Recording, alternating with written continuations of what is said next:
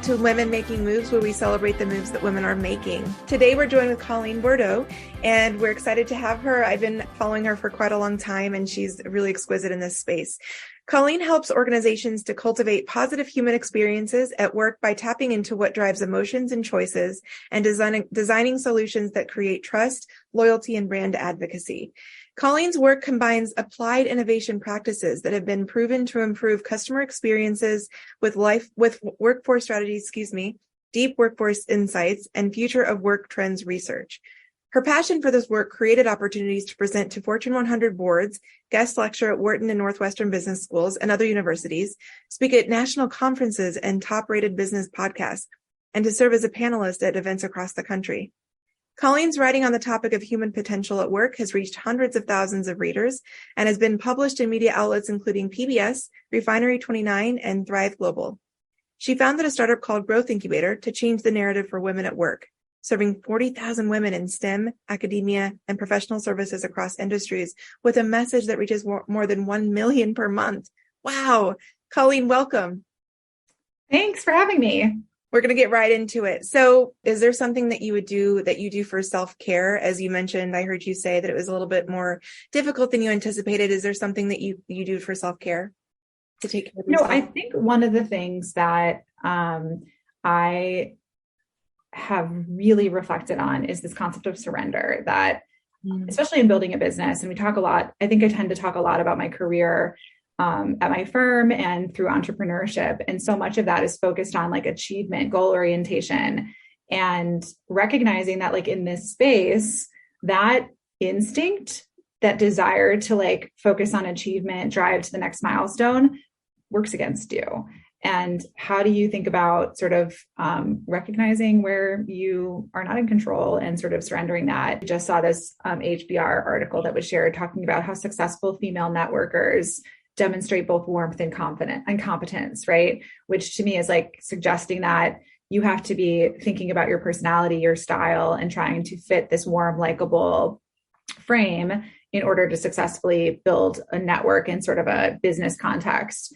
And that is an adjustment and a change that, you have to make based on bias. I'm a millennial, and women that came up in corporate America, generation ahead of me, I think certainly experienced gender bias in more acute ways, had less permission space to challenge some of the expectations around what they did and how they did it. I think there's like an aspect of this also around like the caregiving conversation and what it means to like have a child as a woman in a workplace, in a marriage, and that whole conversation around equity and caregiving is like a huge part of it too. One of the recent posts that you made on LinkedIn that I interacted with was from Ellen de Botton. Anyone who isn't embarrassed of who they were last year probably isn't learning enough. And this really hit really amazingly in a different way, because something that I felt, something a lot of my clients talk about, a lot of my peers talk about these days, is that there's almost a fear of making mistake, because there's almost in the workplace, there seems to be, and I won't at all paint a broad stroke of every workplace, but it seems like sometimes there is not space to make an error in the workplace. And that quote really hit home for me. Yes. And I think that I hear that all the time from the women in the Growth Inc. community as well, that they, for example, have an idea, something they want to do on the side of their job that really taps into who they are in an area that they want to explore. And they're deeply afraid of doing that and sort of being a beginner and being bad at it. And I think this also shows up in ways of like wanting to take on different responsibilities or step into a more elevated position and feeling afraid of failure because it's a new space that you haven't yet mastered. And I love the expression that perfectionism is just fear in a cuter outfit, that the reality is like, you're never going to not feel afraid. I think that it is a human instinct to look at something that we don't fully know and fear it. And something that I have learned in my journey, and that we do a lot of coaching around at Growth Inc., is that learning how to bet on yourself instead of your fear is an essential leadership skill. And it only comes with practice.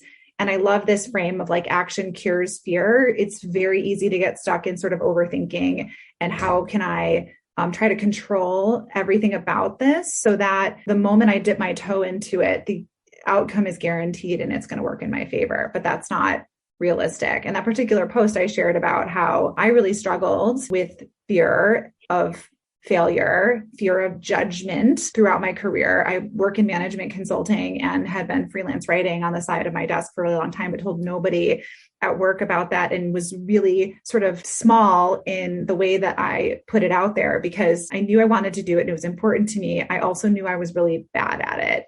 And learning how to keep going in spite of being bad at it was how I became a good writer. And it's a skill that, underpins so much of what I do in my career today, that if I had decided like, I'm not going to do this because I'm so afraid of being bad and being judged and, it not mattering, then I would have developed in a drastically different way. And so this idea of like how to start to build the skill of betting on yourself instead of your fear and getting out of perfectionism is really about how can I give myself permission to be a beginner? How can I give myself permission to learn and allow myself to grow?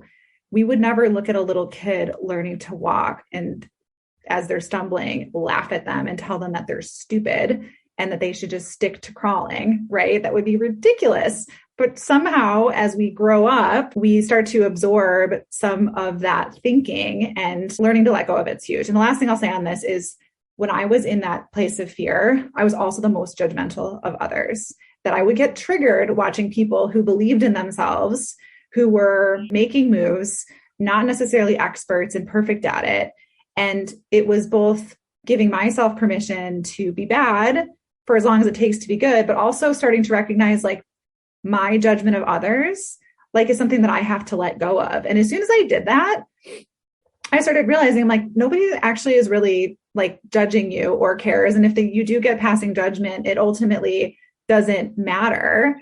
And you start doing something long enough that you do get good, your circle changes, and you realize anybody that has ever put themselves out there to do something that matters doesn't have time or interest to judge anybody because they've all been a beginner and they know what it takes to keep going. So that's what that post was all about.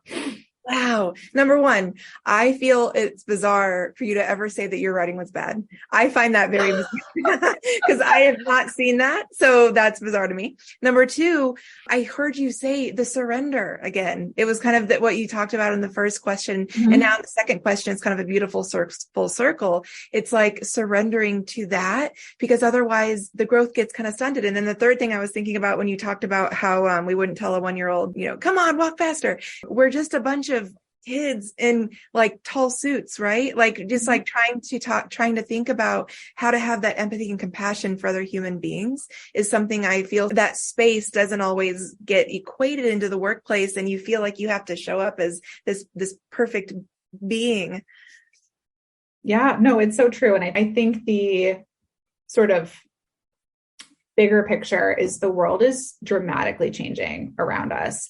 I heard that we are making more progress in a single year than all of humanity has made in 100 years, right? So the implications also to learning are enormous, that it is now not just a nice to have to move from a fixed mindset to a growth mindset. It is a survival skill, that the relevance of what you are doing now is not going to stay constant. And so we are all going to be continually pushed into spaces where we are beginners and have to learn and do things differently. And so for anyone who's listening and feeling like they are stuck in that perfectionist mindset and feeling afraid to try because of being bad at it, know that being bad at it is going to help you be bad at so many things that you're going to need to learn in the future. And once you start mastering and getting comfortable with that, it becomes almost easy and fun. And I love writing about that topic because it does tend to resonate with so many people in today's world. It's amazing. I was listening to Julia Louis-Dreyfus's podcast recently, and she was talking to Fran Lebowitz.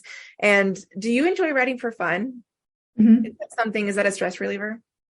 Yeah. And it helps me process things, that sort of thing. I love that Joan Didion quote, like, I didn't know what I thought until I wrote about it. Right. Like sometimes it's like it's like you have this very firm thought in your mind, but like words are limiting when you speak them, but not when you write them. It's pretty amazing. Totally. So one last question. What's the big work coming up?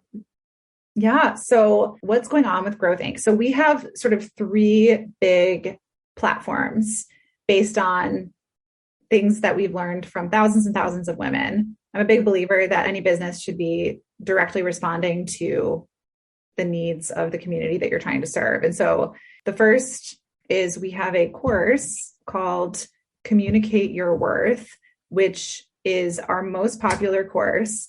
It is addressing an unmet need that so many women in workplaces across the world struggle with. And it is, how do I really talk about who I am, what I do, and why it matters in a way that is fully representing the value of my experiences, my skills, the impact I can drive, and also in a way that is compelling and resonates with others without also sacrificing kind of who I am. And so it really helps sort of get down to the basics of like defining your value system, we call culture add, what makes you unique, what are the experiences that you bring, how do you really think about quantifying the impact that you've created for other people in what you've done, looking at your sort of career and life holistically, and then how do you really bring great messaging skills into that so that you feel super comfortable in those moments where you're being asked to talk about yourself, which is, by the way, like almost every day in today's world.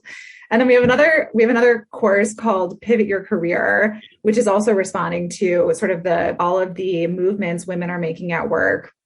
I think we've all seen the headlines about women sort of stepping out of corporate and really thinking differently about where they go. And that's all about like, how do you figure out what you actually value? How do you stop making choices based on the expectations of everyone else and really start orienting around a North Star, and then put together a strategy for how you kind of create that career in ways also that take less pressure off your job, like, and not looking at a single role or dream job as the source of fulfillment in what you do.